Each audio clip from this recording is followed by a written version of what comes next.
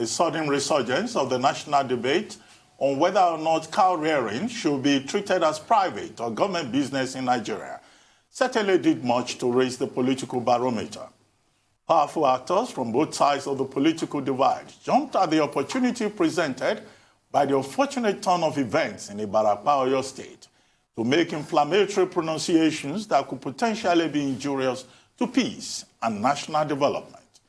Joining us now to take a close look at this matter is Akin Osuntokun, political scientist, researcher, journalist, and writer. Well, Osuntokun, there's this interesting story front page of This Day Today, titled ACF Pandef expressed doubt over Governor's Miyetti Allah Pact.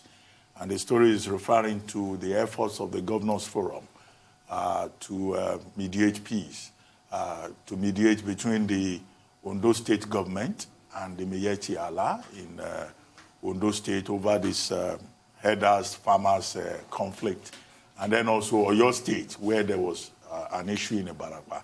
And the ACF and Pandef, they just say, well, you may have doused the tension, but the key issues have not been addressed. Do you think that that meeting went far enough, or the ACF and Pandef are right? You know, the meeting necessarily was a tactical response.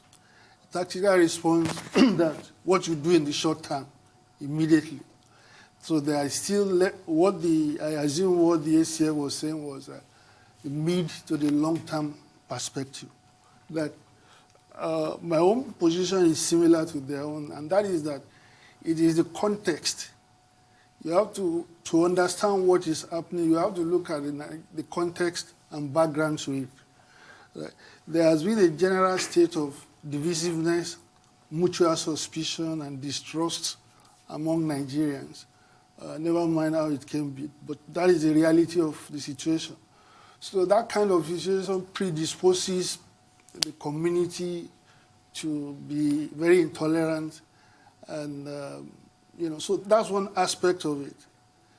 The other, of course, is what appears unexplainable. And what I mean by that is that you keep on having this problem is recurring, right? And then the response of the federal government as the chief guarantor of security is almost the same. The local people, the man on spot will take a decision. Then somebody from Abuja will say, no, you are trespassing beyond your boundary. It happened with Amotekun. So these are the issues that are thrown up. That look at, for instance, the situation in Ondo State. Personally, that is, for me, that one is of utmost concern. And the reason is that the man who reported or brought it to the open was the most authoritative person in Ondo State. If he tells you something, and and on the basis of that make a policy, you should be rest assured that what he is saying is the true picture. It has no element of speculation. Indeed, it's even his task as the chief security officer of that state to know that this is the truth of what is going on.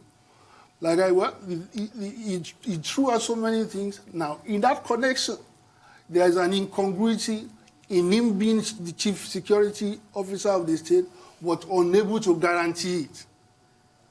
The security of Ondo is guaranteed by the police, which is not decentralized.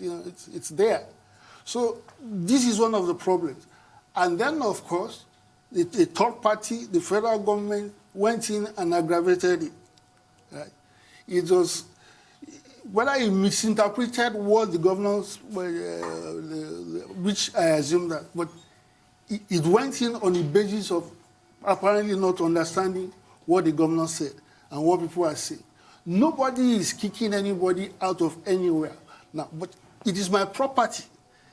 In Ondo State, it's government's reserve. I, or you, or anybody from Akure cannot go to the forest reserve and make an abode there. It's an offense. It belongs to somebody, and that is the government. Right? It's similar to my own. It's like me having a farm, for instance, and then some people come in and say they can stay anywhere in Nigeria. So you see, this is the thing that, and what the most, what disturbs me is the way the presidency itself complicates this matter. You know, by seeming to intervene on the side of, you know, some group. Okay, still talking security. The biggest news in Nigeria today is the change of guard. Service chiefs are out with the old, in with the new. But should we be bothered and prioritizing probing the antecedents of the erstwhile service chiefs as the major opposition political party PDP is pushing for? Sorry, can you reframe the question? Should we be probing and prioritizing the tenures of the former service chiefs? Well, you know, I don't say, if you want to probe them, then you should start far away. You shouldn't, there's an element of discrimination about probing them. You have to maybe probe their predecessors. But, you know, if you want to investigate, I don't think there's any investigation like medicine after death. Why were they so ineffective? This is, well, I don't oppose investigation or probe, but probe. If it's an issue of probe, then it may look, it has an appearance of discrimination. But because they have been particularly inept, and I just believe that we should be more interested, you know, in the change, in what comes after. Because this is, personally, I am not looking forward to any drastic improvement. It's going to be more or less business as usual. I mean, that is my own, those people they are appointing. In any case, service chiefs, chief of army, is as effective as his commander-in-chief wants him to be. The chief of army staff, in the kind of security problems we have, let's say in Borno State, that even has international dimension, there's a limit to which, you know, of course, the way that it has been complicated by so many issues. The internally displaced people, you know, running into millions, you know. You have Northwest, you know, on the verge of imploding. Of course, the Middle Belt Forum, the bloodletting, you know, in the relatively south as we know, but there's low way, I mean, low level. Osuntokun, we have just about 3 minutes to go. I'm sure Rufai is itching to ask you a question. Rufai, over to you. Yeah, thank you so much, Dr. Abati. Basharon, I just quickly want to ask you, there was a meeting held, I think, in the house of Chief Adebanjo, and you were there, Chief Olusegun Obasanjo were there, I think a couple of other people were there. I'd like to know, you know, how that meeting went, and some are very, very stalwarts, while the thick of all of this was happening. It was saying that in the midst of all of this crisis, there was a meeting held in Chief Adebanjo's house, and you were there. Chief Olusegun Obasanjo was there. He wants to know what transpired there in terms of discussions about security. Well, it's not a public meeting. It's a private meeting.